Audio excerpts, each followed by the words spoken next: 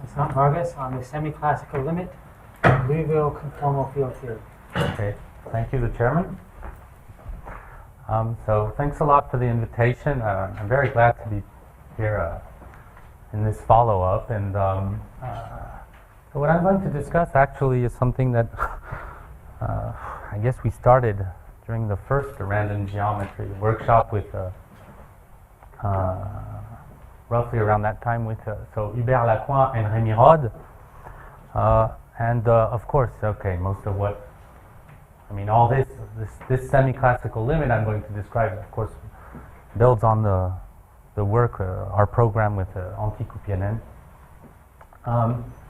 So let me, before, discussing things in more detail, let me start by giving a diagram that to kind of summarize.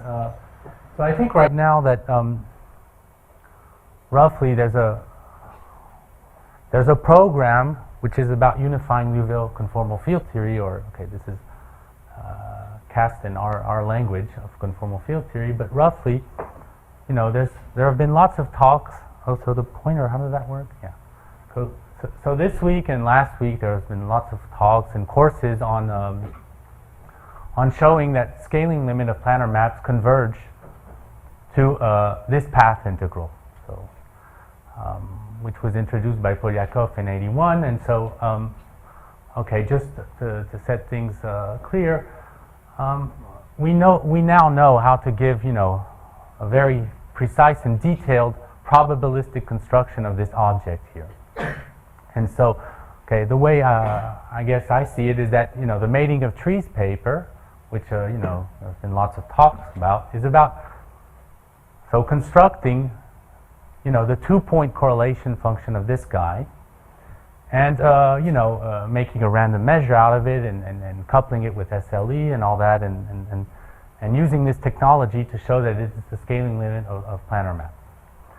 And so, independently around the same time, with François David, Anti-Coupianen, and Rémi Rode, we constructed the 3-point and higher correlation functions of this object and made random measures out of it. And a few years ago we didn't have a clear vision on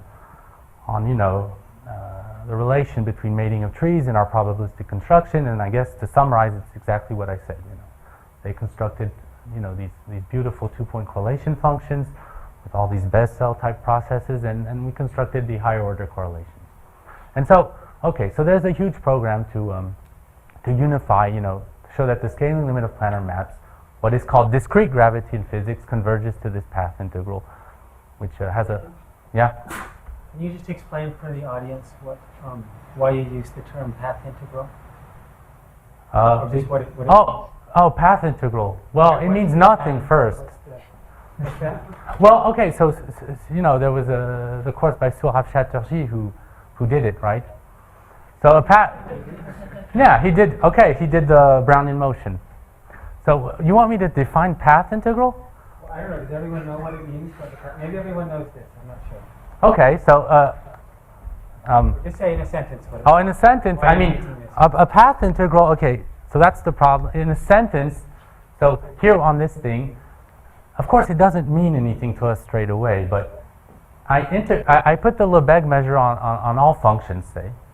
I'm in an L2 space, there's a Lebesgue measure which doesn't exist on all functions. But nonetheless, I want to make sense of this Lebesgue measure times the exponential minus this potential. Now if mu equals 0, what Sourav explained to us is that if mu equals 0 here, this is the Gaussian free field. I was asking what's the path? What path are you referring to? The path. Oh, it's because it comes from one-dimensional quantum mechanics. So in one dimension, what is this? You integrate over all paths, say from 0, 1 into, I don't know, RD. So that's a path. And in quantum mechanics, you'll have something like this. Okay, it's a 2D. It's a 2D generalization. Okay. So instead of taking paths, we take surfaces. So maybe you want me to call it, a surface integral. Okay. But okay, it's a 2D analog of the Feynman path integral, which is on all paths. Okay, so there's also another. Okay, so this is. So there are lots of exciting work here and progress, and so something. So this is kind of what we are trying to do with with Rémy and Anti, is to show that this probabilistic construction that we have of the path integral coincides with a second continuum. So this is a continuum construction, which is supposed to be the limit of a discrete one. But there's a second continuum construction which is very popular and powerful in physics called the conformal bootstrap. And what we're trying to do is to show that, well, this probabilistic construction we have coincides with this, so-called conformal bootstrap, which is based on, giving correlation functions of order 3, and then, hence the term bootstrap, recursively computing higher order correlations. Okay, so, and actually in mathematics there are lots of people who take this definition as a starting point, and recently there's been, a lot of excitement on, the AGT conjecture, which, was solved by, in a series of works, so by Maulik, Okunkov, there's also Schiffman, Negut, who I think is at MIT, they start with this definition of Liouville, essentially.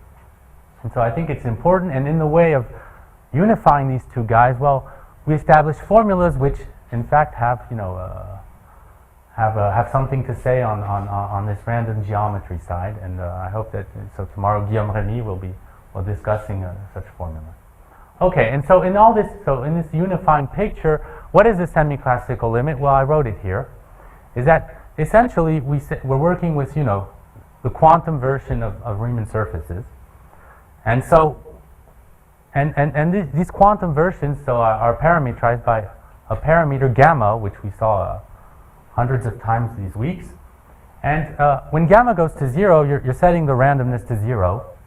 And so you should recover classical geometry, Riemannian geometry in the limit. And that is what is called the semiclassical limit. And as it turns out, it's not completely obvious to show that when gamma goes to 0, you recover classical Riemannian geometry. And what I call classical Riemannian geometry is metrics with constant curvature. So I'll be working on the sphere, but you can work in any Riemann surface. We didn't try on other surfaces, but techniques would go through. Okay, and so essentially what you do is there are two parameters in Liouville, gamma and this so-called cosmological constant, and if you scale them in a specific way, you should recover the classical Riemannian geometry. Okay? So that's the semi-classical. Okay, so the outline of my talk will be, well, it's going to be really historic in the beginning. I'm going to explain a bit of classical Liouville theory. Before being quantum, I mean, it seems natural to be classical. So this is old stuff. And I'll explain how Polyakov and, also with Belavin and Zamolodchikov, they kind of rediscovered this classical Liouville theory in the 80s. And actually, Polyakov had discovered new formulas for classical Liouville theory. So that will be the first part. So then I'll try. The second part will be about making rigorous statements out of the first part. So the first part is going to be about path integrals, and I'm going to do formal stuff, which I'm not allowed, but that's what Polyakov did. And at the end, we'll see that all this makes perfect sense. And then I'll finish with open problems that seem not that easy to tackle. We didn't try that hard, but I think it's interesting to state these open problems on the semi-classical limit, and I'll recall the definition of the quantum sphere and state a precise conjecture on it. Okay, so let's start. So this brings us in 1890. So I told you it was old stuff. So in 1890, there was a famous question of the Royal Society of Science in Göttingen, and it was about can we construct metrics with negative curvature on the sphere? The sphere likes positive curvature, but if you start putting what is called conical singularities, then you can ask if you can construct metrics with negative curvature. So in this whole talk, so I'm going to introduce these points. So this is really going to be the framework of all this talk. So, so I'm going to take points, okay, in the complex plane. Well, I could put 1 to infinity, but okay, I'm not going to do it here, but you know all this. So okay, sorry. I put points like Zi, and on each point, I'm going to put a weight smaller than 2, strictly. Okay, so I take a point, I take another point, and I put a weight strictly smaller than 2. Okay? So I have n points in the complex plane. And so the question of the Royal Society of Göttingen was the following. Existence and unicity to the Liouville equation with conical singularities. So what is it? So this is the standard Laplacian in the complex plane. And you want to solve that outside of these points, Laplacian is equal to, so 2 pi, of course, you know, I can change this lambda. So it's 2 pi lambda, the exponential. And at these points Zi, I put, well, there's what is called a conical singularity. So what does it mean? It means that the function is equal to chi times log 1 over z minus Zi plus a constant term. So if I take out this, then it converges to a constant.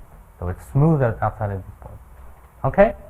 And so, you know, in Riemannian geometry language, you know, curvature. So if I take this thing here, so I take my function. So this is the Lebesgue measure in the complex plane. So this is a volume form and of a metric, and the metric has the curvature of the metric at a point z. So of course it's not defined on the points Zi. Well, actually it is in the sense that it's a Dirac mass. But outside the point Zi, you know, the curvature is constant because it's given by minus Laplacian minus exponential minus phi Laplacian, and so this is 2 pi delta. Okay? There's a minus here. So there's a minus here, so it has negative curvature. Okay? All right. So here's a first remark. If you use, you know, you can really work on the Riemann sphere and do integration by parts. And there's the Gauss-Bonnet theorem. Well, it's not very hard to show that, in fact, if you look at this equation, you have this identity. Okay? So of course, chi I is smaller than 2, because if I take exponential of this, I have to, you know, it has to be integrable. So it's an integrability condition. Of course, the exponential of this is integrable if and only if chi I is smaller than 2. Yeah?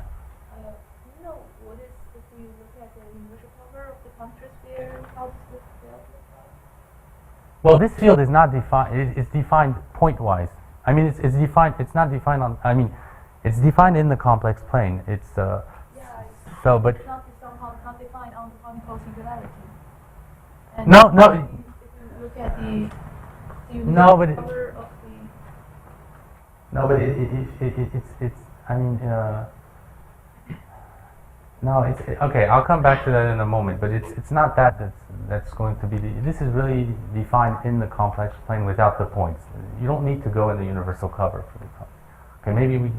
But okay. So if you compute, then you find this relation, and so you see that in particular. Okay, so this is a standard, and you see that if chi I is smaller than 2 for all I, and you have this relation.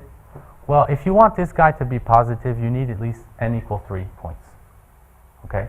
Because of course, so n greater or equal to 3 points is going to be the framework of our talk, and n equal 2 points is, you know, is going to be the limit of the quantum sphere, because this quantum sphere has 2 points. 2 marked points, okay, in the way I'm going to phrase it. And so, right now I'm focusing on the case where this is positive, so I need 3 points. Okay, n is greater or equal to 3, and the same year, it was proved by Picard in 1890, and so he proved the existence and unicity to this equation. So what's interesting is why was this question so important in the 1890s? Because it has to do with uniformization theory. And so there was a huge burst in, on this uniformization stuff, and in particular, so I'll come back to that in a moment. In particular, Poincaré played a role, and so. But first, let me just recall classical conformal invariance. So if I have a solution, of course, it depends on my points, what are called insertion points, these zi, and if you take a Möbius, then you can see that if you apply the standard change of coordinate formula of classical geometry, then solving with respect to these conical singularities in Z, you get it's same as composing the solution with the points you've moved around a Möbius, and if you take the exponential, you get classical fields, tensors in Riemannian geometry, and in particular for alpha equal 1, you can see that this thing is a volume form. All right. Sorry, that's a typo. This is in red. So this is classical conformal invariance, or classical change of coordinates. Okay. So as I was saying, why is it so important? Well, because the question was essentially, okay, do they exist? Is there unicity? And especially, can you relate this to uniformization theory? And this is what Poincaré did. And Poincaré, he kind of introduced what is, the first, holomorphic observable in the classical sense. So he took the solution, so in all my talk, this is the solution to my set of equations, my constant curvature equations. He introduced this thing, and it's easy to see that if you compute the derivative with respect to z bar to this guy, you're going to find 0 outside of the singularities. And so, I mean, if you if it's 0 outside of the singularities, when you remove them, then you're going to find the 0 function, because you're going to get this holomorphic function in the complex plane, which decreases and which is smooth. So, by using this equation, one can show that this thing is equal to this. Okay, so chi k are these these weights I put, and ak are important in uniformization theory. They're called the accessory parameters. Okay, and what Poincaré discovered, so he did it in the case where all these guys are equal to 2, but let me be a bit schematic. He showed that if you solve this equation, so now you're going to live on the cover. If you solve this Fuchsian equation, you get a multi-valued function. But if you take the quotient and you look at this map, well, you can write this metric as the pullback of the hyperbolic metric in the disk. And so he's uniformizing the surface. So he did it for all the chi k's equal 2, but it works in different frameworks, and that's why it was so important. And in particular, I'd like to register something where, that you discover when you do this, is that there's actually so this guy is nearly explicit, right? And you can show that if you take your metric and you take exponential minus phi star over 2, it solved this this partial differential equation. And so you can actually, in some cases, compute stuff on this. Okay, so this is this was in the 1890s, etc. And then 90 years later, all this was back in the spotlight when Polyakov introduced his quantum geometry of bosonic strings. So, so I'm going to make a very, very long story very short. Okay, so what did he do? He introduced a path integral on the set of metrics. So you take a 2D Riemannian manifold, and you can put a metric on metrics, and you want to integrate with respect to the volume form. And Polyakov's breakthrough was to realize that he did just some kind of polar decomposition of his metric. He said that it's the pullback of a diffeomorphism times the exponential of a conformal factor, and with respect to a reference background metric, which is just moduli space. And his discovery was that this volume form can be cut into three pieces. And the first piece, okay, it's what is called the Faddeev Popov ghosts. So that was in Suhav's talk also. So roughly, it's some kind of Jacobian times an infinite volume measure, but he threw this infinite volume measure away. So it's kind of like gauge fixing. Times moduli, so Vail-Peterson on moduli space, and on moduli space. Spice, I've been eating too much at the Indian restaurant recently. And times Liouville conformal field theory, okay, which is nothing but supposed to be the quantum version of all this classical Liouville theory I've been discussing. All right, so what is Liouville, and what did Polyakov do? So he defined the path integral. So he introduced a measure which is roughly, heuristically, if we want to be mathematicians, of the form exponential minus, so this thing, integral of gradient square, plus 4 pi mu, so I'm putting a 4 pi here for conventions, the exponential of gamma phi of z, and you integrate, so this is supposed to be the Lebesgue measure, which doesn't exist, and you integrate on all functions which have a prescribed behavior at plus infinity, okay? And where q is this famous 2 over gamma plus gamma over 2 factor. So of course, in all this talk, gamma will be in 0, 2, and q is. So of course, you can notice that if I look at gamma phi and I make gamma go to 0, which I will in a few slides, this converges to -4. I mean, I should converge to this phi star that I introduced. Okay, so then what is the semiclassical limit? Well, you scale parameters in such a way that when gamma goes to 0, you recover the classical geometry. Okay, so what do? You scale mu as some fixed lambda over gamma squared. So in all my talk now, I'm going to have a fixed lambda, which is exactly the one of the classical theory. And, well, you want to compute the product of the exponential of these fields. And I'm going to write them as chi I of the introduction, so they're fixed, divided by gamma. And, well, if you look at this path integral, well, it's the same thing, but with respect to a changed potential, a changed action here, and the action is, well, you can see that you can put these guys into the action, and you can factorize -1 over gamma square in front, and you get this identity. Okay, this is straightforward. So this piece comes from SL, and these guys have become this. Okay, and so, well, if gamma goes to 0, well, this is supposed to concentrate right around the infimum of this functional. Okay, so sorry, so this thing is exactly this guy. And, well, one observation is that you have to look for the infimum of this. So you can observe that if you want to minimize this thing here, well, it amounts to solving this equation. Okay. So if you take the minimum of this guy, it's Laplacian equals exponential. If you minimize in U, and these create Dirac masses around Zi.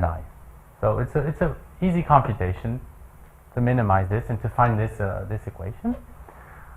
But of course, okay, this is not defined because you see, if I minimize, this guy has this log behavior around chi I, and I'm taking it at the point Zi. So in fact, if I minimize, I find something which is not in the space where this exists, but never mind. Let's say we can do that.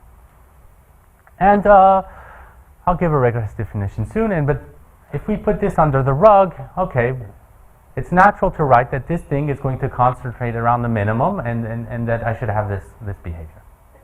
Okay, so all this is formal. I'm just doing what I do in RD, but on the space of all functions.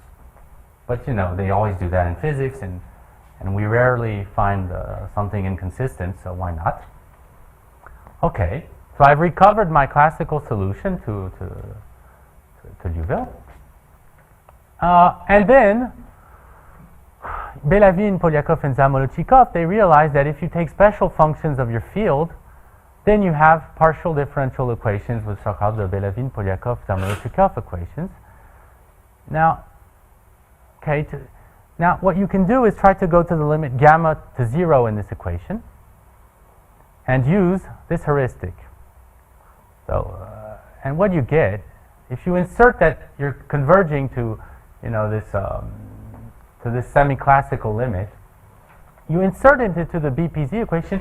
Well, it gives you, well, the same equation you get in the classical case, except that you get a relation that these parameters correspond to differentiating with respect to zk, your action taken as its infimum. And this relation is called the Polyakov relation, and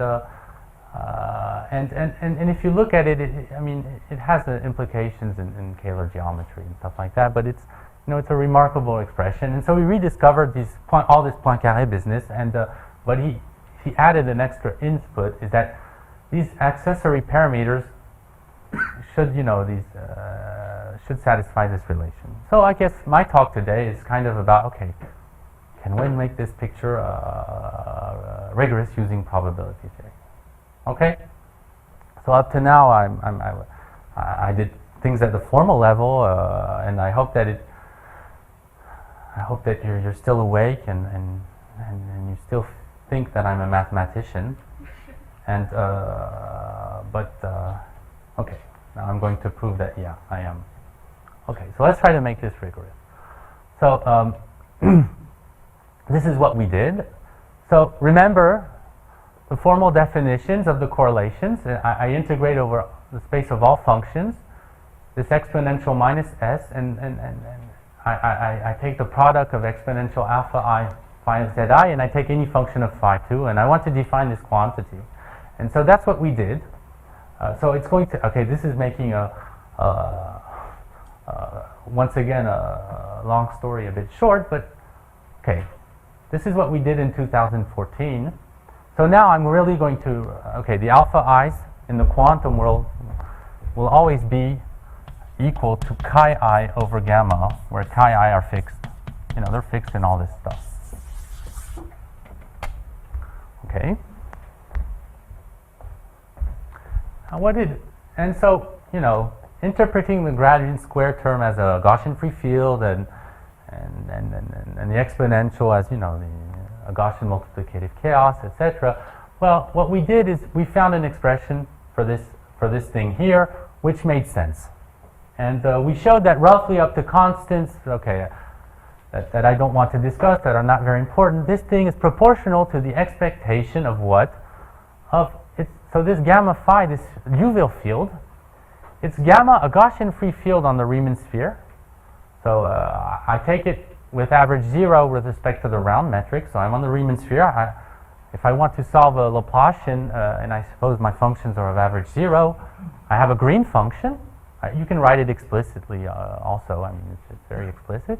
And you have the Gaussian free field that you shift by this, you know, this gamma q over 2 log g term.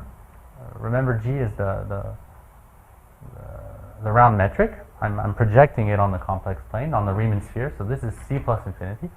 Plus, so the sum of the chi i's times the green function evaluated at zi, and so the field is a function z goes to g of zi, plus log of a psi. So psi is, you know, the thing that happens when you're doing Boltzmann maps. It's a gamma law with this explicit density. So I minus log of z0, and z0 is what?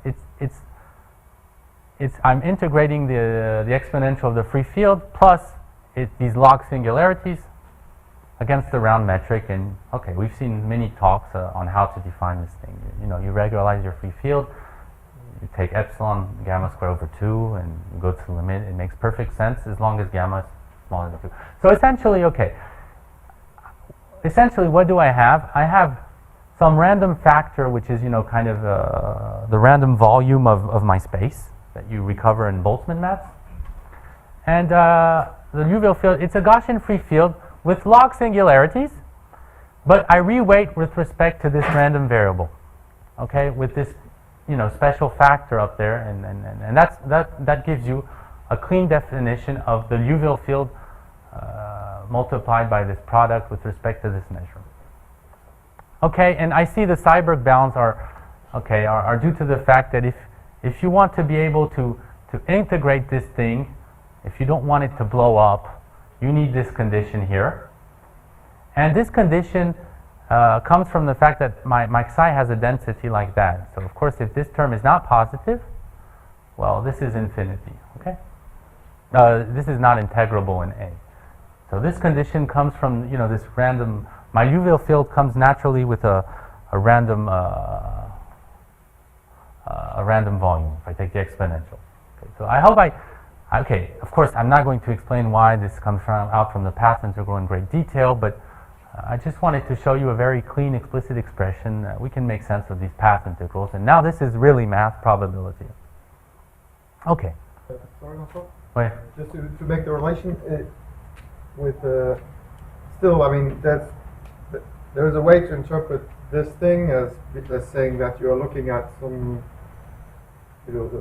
some quantum surface in the previous term with inserting sort of singularities at various points that are going to create the green function, and then your other factors have to do with the fact that the size bias scaling of the fact that when you introduce the thing, then the volume will explode in a certain way. Is that correct? This thing here? The Z0 to the power stuff that you have there. And the this is exactly the... And the shift 2 has to do with this fact that there's... I mean, okay, just this power here, but I'm going to define the quantum sphere with, our way of seeing it. And so it'll be more transparent. But for me, this is just the power you wrote, del over L1 plus alpha. When you condition on unit volume, so, but I'll give a clean definition in the spirit of what I'm saying here of the quantum sphere. This is a generalization of the quantum sphere, right? Endpoints instead of... Well, okay, this is defined only for n greater or equal to 3. But if you go to the limit, that's how we recover your quantum sphere and the expression I'll give at the end of the talk. Okay? But, okay, so now, instead of looking at functions of gamma phi like this, I divide by, by this with f equals 1, so I get a very clean probability measure. And if I do that, so I divide by the correlation function, I make gamma go to 0, and I assume these Seiberg bounds here. What do I get? Well, I get that under this probability measure, as gamma goes to 0, the field does converge to in probability towards phi star. So I recover, the natural Riemannian metric on the sphere with conical singularities, and also we have a central limit theorem. If we take out 1 over gamma this, we're going to converge in distribution towards a massive Gaussian free field, and the mass will be this sum minus 4, and with respect to the background metric given by this, this metric with conical singularities, and in fact, this guy here, this random volume, is going to produce an independent Gaussian variable. Okay, so that's the first statement. So we recover, this heuristic from physics, so if I want to speak of large deviations, remember, so I kind of cheated. I introduced this S function, this guy here. And okay, if you want to define this thing properly, well, you have to regularize. So these things have been around. I know, these kinds of energies are in. So they appear in the work of. Okay, so Tactajan introduced this. They appear in the work of Dubeda for partition functions. They even appear, you know, in Serfatis, the renormalized energy things that appear in Coulomb gas. So if you want to define this S, well, you take integral of gradient squared plus the exponential, but since it has conical singularities, well, you remove circle averages around these points where you have singularities, and you renormalize a bit, and it makes sense to this S I introduced, to this large deviation functional, and so if you have the same assumptions, you can show that the field, it does satisfy a large deviation principle with speed gamma square and rate function, this S shifted by its minimum. Okay, and so if you want to state a large deviation principle, of course your field, it's a Gaussian free field essentially, so you're going to live in some h-1 space, and not at all, and it's not at all, it doesn't have a gradient square, of course. But you can state this large deviation principle with this action. So, you know, all this formal stuff makes perfect sense. You can go to the limit, recover it. And a year ago in our course of trying to prove the DOZZ formula, we had to show that our probabilistic construction does satisfy these so-called BPZ differential equations, and so we managed to prove that, and so now we can take our semi-classical limit and recover in the BPZ equation and recover Polyakov's relation for these, the accessory parameters of Poincaré. Okay, so this is not new. First comment: this was proved by completely geometric means by Tactajan and Zograff in 2002. They're specialists of classical conformal geometry, Kähler geometry, but what is nice is that we recover this, and if you read these papers, well, they say it's kind of mysterious that Polyakov's intuition is true, because you have to define a path integral and etc. And so, well, we felt it's rather nice to give a proof which really justifies why this relation is true. I mean, because you can't really guess it if you're not doing path integrals, I guess. But they proved it in 2002 using geometry. Something I won't have time to discuss, but and I'm not that specialist of this anyways, but I mean, this thing, if you take all the chi i's equal to 2, which is not quite my framework, but this is, this is a Kähler potential in moduli space. And so this relation says that essentially, if you take the Kähler potential in moduli space, it's an interpretation of these accessory parameters in terms of Kähler geometry. And so that's why, people in classical geometry are really interested in this relation. Okay, so now let me go to open problems.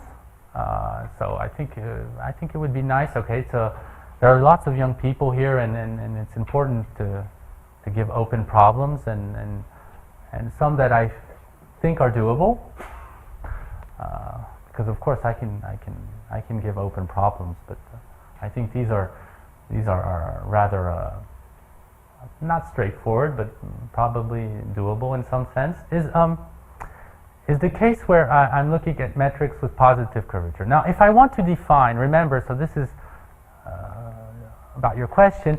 This thing is kind of artificial. This volume of space of Boltzmann maps, because when you have a map, you can condition it to have volume 1.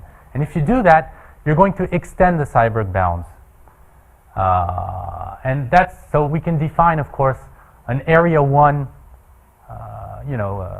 function of the Liouville field with these products, and essentially you throw away log of psi. You throw away the volume, because, and in that case, well, you can extend the Seiberg bound, so this one is always here.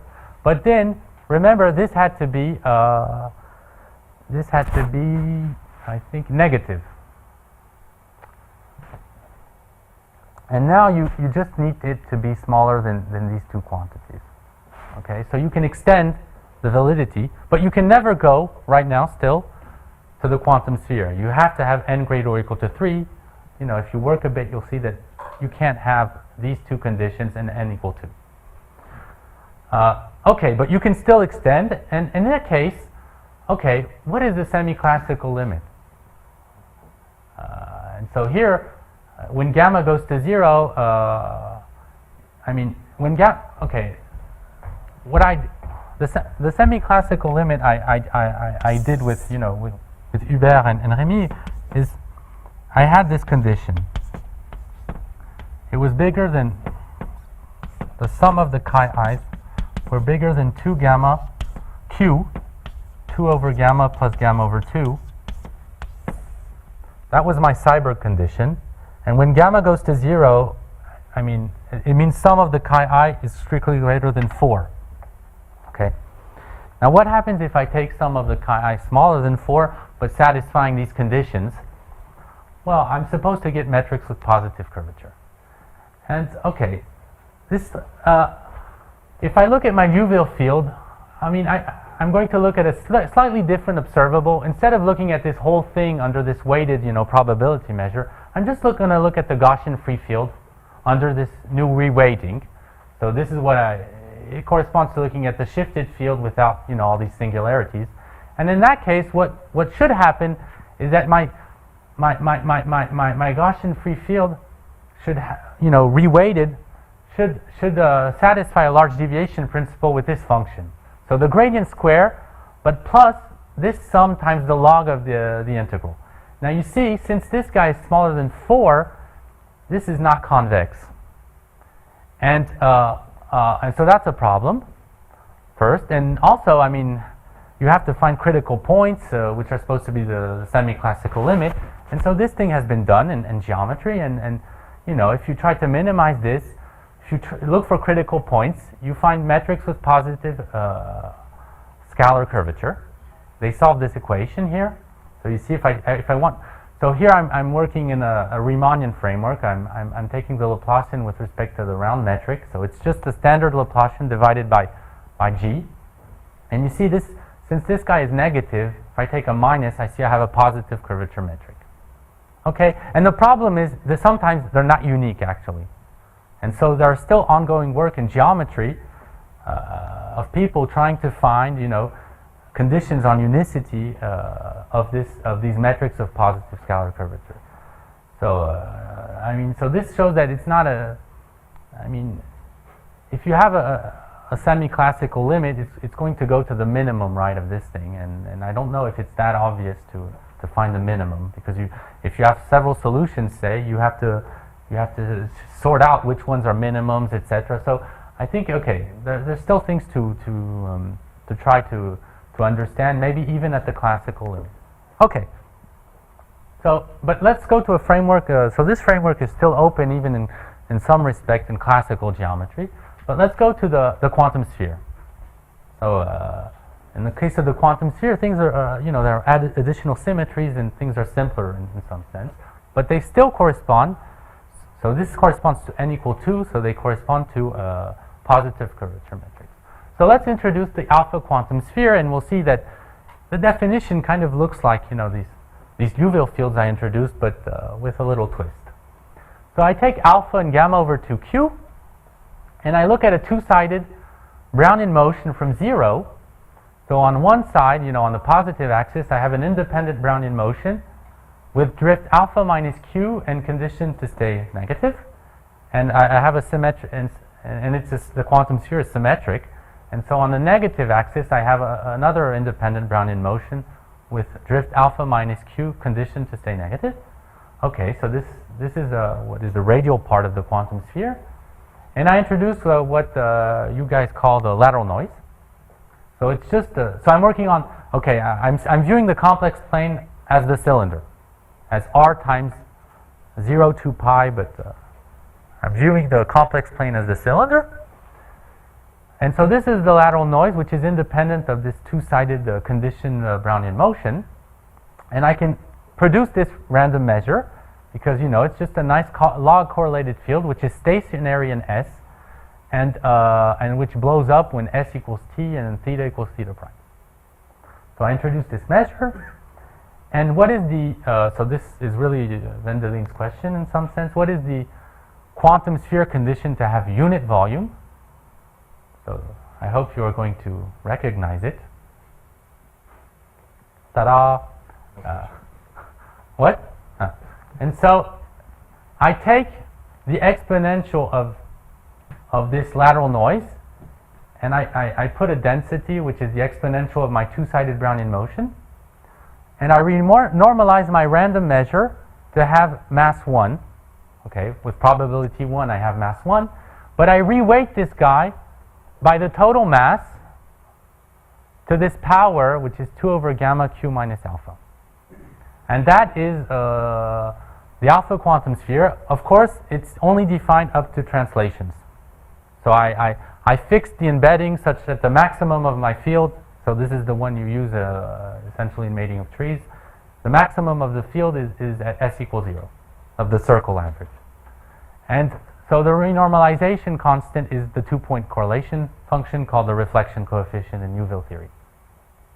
Okay, so you know, you kind of do the same procedure that as with several points, except that you're not working, strictly speaking, with a Gaussian free field.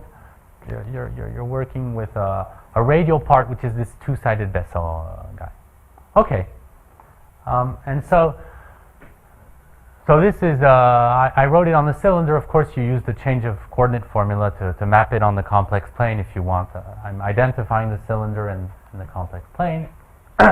And so the open problem is, what is the semiclassical? So one last word. If alpha equals gamma, that's really what, Jason, Scott, and Bertrand call the quantum sphere. They take alpha equal gamma here. But you can take any value of alpha as long as the object exists. Now, what happens in the case alpha equals chi over gamma, if I take the semiclassical limit with chi between 0 and 2, well, this thing should converge as gamma goes to 0 to the unique positive curvature metric on the sphere, which has conical singularities at 0 and infinity, and it happens, and with the same weight. I mean, you have to take chi 1 equals chi 2 equals alpha. So I'm putting the same conical singularity at 0 and infinity, so it's going to be this chi here, and you can solve actually this equation because it's radial. And you find this, this beautiful set of metrics, which I think were discovered more or less by Troyanov in the 70s, when he was working on this business. And so there's this chi, which tells you, okay, what is the drift of the quantum sphere at 0 and infinity? So this is to make it unit volume, and then you have a scaling factor lambda, which is a free parameter, and it depends on your embedding. So if you embed the quantum sphere the way I did here, I took the field so it's maximum around the circle of radius 1 and 0, and so you can choose your appropriate lambda here, so you scale your field correctly. So this is okay. This is I think a rather nice open problem. You have these beautiful set of metrics with conical singularities, which are supposed to be the limit of this quantum sphere. Okay, and similarly, what? This is really an open problem. You can't just do it. I don't know. I mean, if you just sat down for 3 hours and calculated the damn thing, could you? I first said it was doable, I think, but I didn't do it. So I can't put theorem. That would be, dishonest. I'm not sure it's easy. I'm not sure it'll take us 3 hours because. You're only looking at 2 points, right? Yeah, but you have to okay. In the quantum sphere case, it could be simpler than in these positive metrics with lots of singularities on the sphere. I think the quantum sphere case is the simplest of all for this. But this question is for lots of points, or for just like 2 mark points? Oh, this one's for 2, but you can ask the same for. So I said you can take lots of mark points. But and that one, I mean, even at the classical level, things are not that clear. And but in the case of the quantum sphere, I think it's easier. But honestly, I didn't try very hard on the quantum sphere.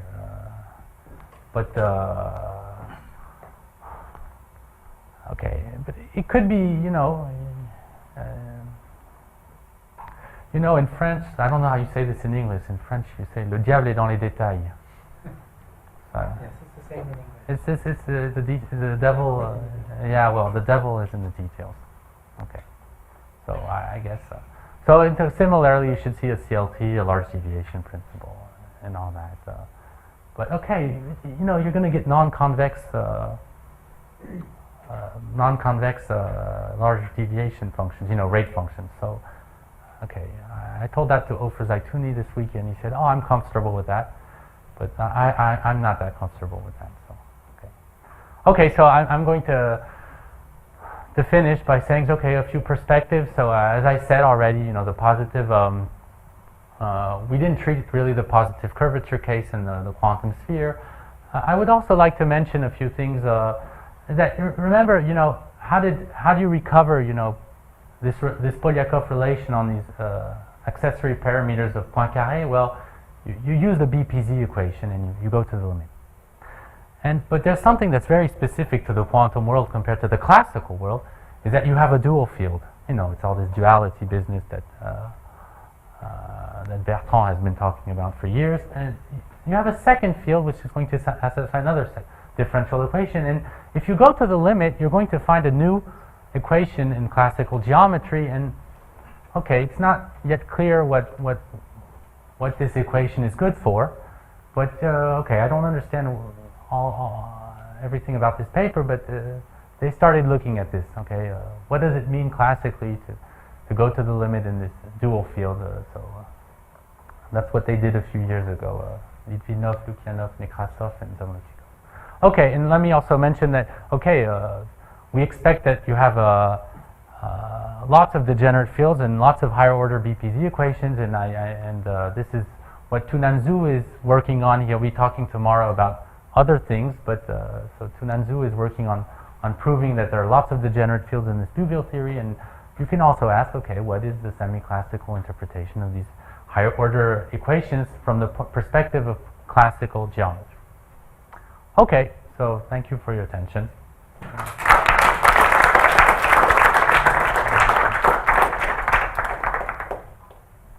Yes. So with two conical singularities, you can also get the flat metric, right? Do you think it's easier in the flat metric case? Or you know? No, but how would you get flat? You have a relation between the curvature and. I mean, the curvature is going to be something like so chi minus no, it's going to be 2 chi. So chi, what is it? It's chi over 2 minus 1, something like that. And so sorry, curvature is 1 minus this. So maybe if chi goes to 2, yeah. So I didn't talk about all, but you can all do that with chi equals 2. Okay, so for chi equal 2, you're going to get a. I could state all these problems with one of the chi i's equal to 2, but I didn't want to because you know it corresponds to you know to it's the chi equal 2 case. You have your thing is blowing up, right? The singularity is 2 log. So you have an extra minus 2 log term, which is, you know, hyperbolic geometry. But yeah, I think chi equal 2 would correspond to curvature 0, so with 2 conical singularities. It's just infinite. Yeah. But I try to avoid this chi equal 2 case.